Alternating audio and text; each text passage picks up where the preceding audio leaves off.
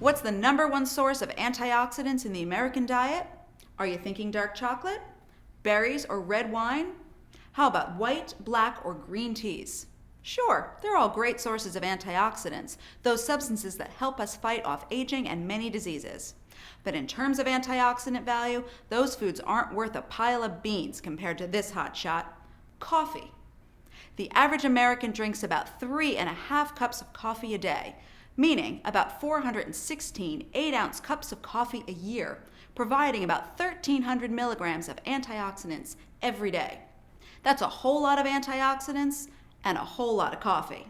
So what is coffee?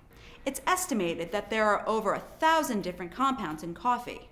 Many form during the roasting process. These include carbohydrates, lipids, nitrogenous compounds, vitamins, minerals, and alkaloids. Coffee also naturally contains caffeine. At high enough levels, caffeine stimulates the central nervous system, increases blood pressure, and raises the metabolic rate. This has led some to think that drinking coffee could increase a person's risk for developing cardiovascular disease, especially for people who already have some of the risk factors for this condition, such as high blood pressure.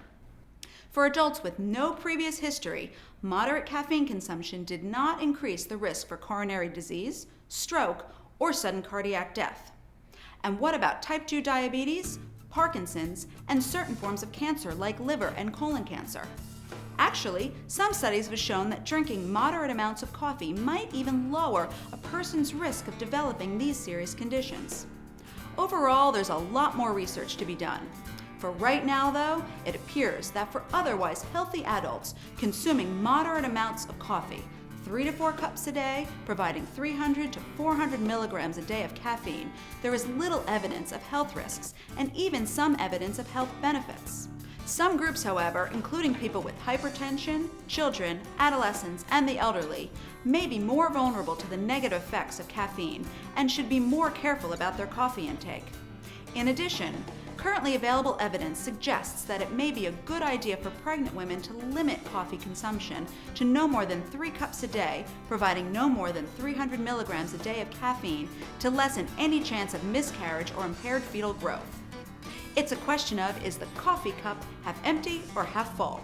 The debate over whether drinking coffee is ultimately good or bad for you will be brewing for a long time to come.